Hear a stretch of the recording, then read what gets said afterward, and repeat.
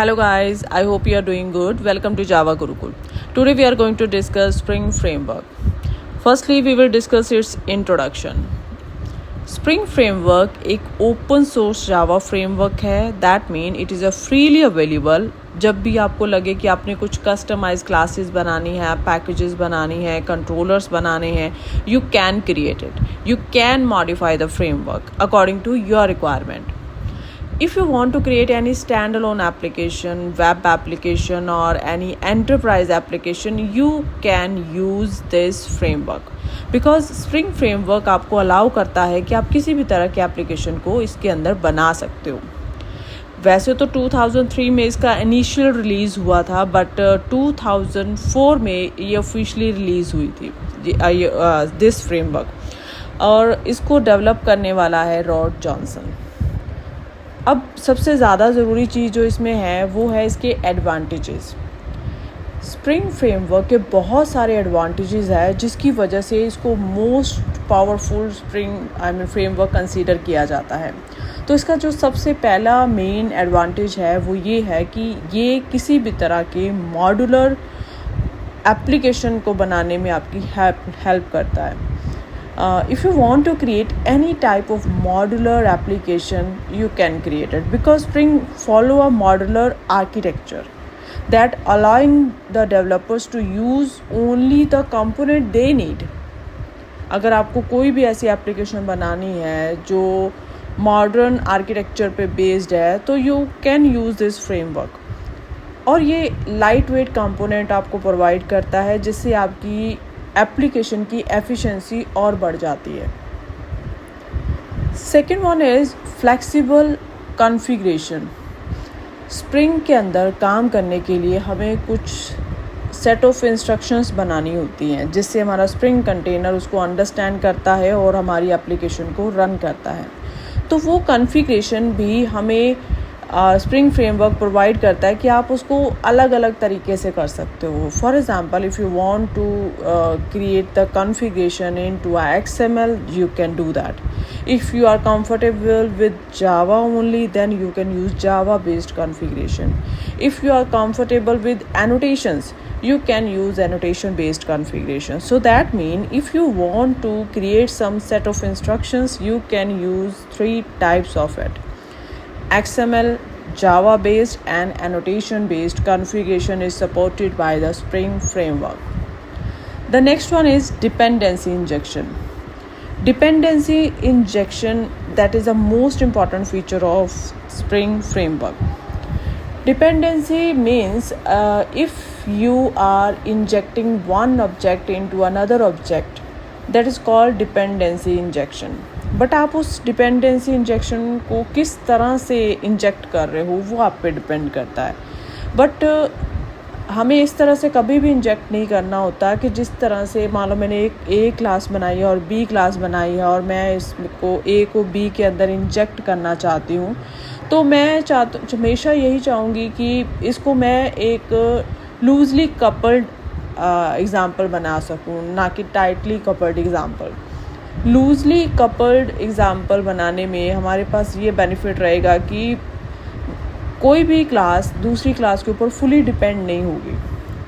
But अगर एक class दूसरी क्लास के ऊपर फुली डिपेंडेंट है, that mean we are making a tight coupling application.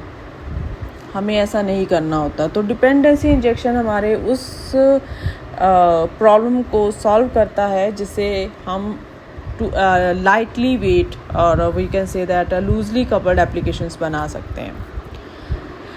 Next one is aspect oriented programming. कई बार हमें ज़रूरत पड़ जाती है कि हमारा एग्जिस्टिंग कोड रेडी हो गया है, हमने उसको डिलीवर भी कर दिया और after that we want to client की रिक्वायरमेंट के अकॉर्डिंग हमने उसमें कुछ चेंजेस करनी है. तो वो चेंजेस हो सकता है हमारे हर एक पेज पे एप्लीकेबल होनी हो. तो उसके लिए आपको हर एक पेज पे जाके उसको एप्लीकेबल नहीं करना है. You have to add some additional code into your spring application और वो सारी एप्लीकेशन के ऊपर एप्लीकेबल होगा. इसको हम समझेंगे जब हम AOP का पूरा कॉन्सेप्ट करेंगे. बट अभी आप सिर्फ इतना समझो, by using it you can add more functionality without disturbing the existing code. Or in other words, you can say that you can provide additional functionality without disturbing the code. अगर आपका code already ready हो चुका है और अगर आपको कुछ existing नया कोड उसमें ऐड ऑन करना है तो आपको पुराने को हिलाने की ज़रूरत नहीं है. You can add it. वो प्रीवियस पे इफेक्ट करेगा. We will discuss in the later videos. The next one is specified database access और simplified database access. For example, अगर आपको डेटाबेस के साथ कनेक्टिविटी करनी है तो obviously we need that one. जब भी हमें परमानेंट स्टोरेज करनी होती है तो हमें डेटाबेस की ज़रूरत पड़ती है. जब हमने डेटा स्टोर करना होता है तो हमारे पास दो तरह की चॉइस होती है. यू कैन यूज़ JDBC और you can use ORM tools like hibernate. तो हमारा स्प्रिंग फ्रेमवर्क ये अलाउ करता है कि आप किसी भी तरह की कनेक्टिविटी इसके साथ कर सकते हो. आप किसी भी तरह का डेटाबेस इसके साथ एक्सेस कर सकते हो. The next one is security. Spring supports authentication and authorization which makes our application secure and robust. Spring Framework हमें एक Spring Security फीचर प्रोवाइड करता है जिसकी वजह से हम अनऑथराइज्ड यूज़र्स को अपनी इम्पॉर्टेंट फाइल्स को एक्सेस करने के लिए अलाउ नहीं कर सकते हैं.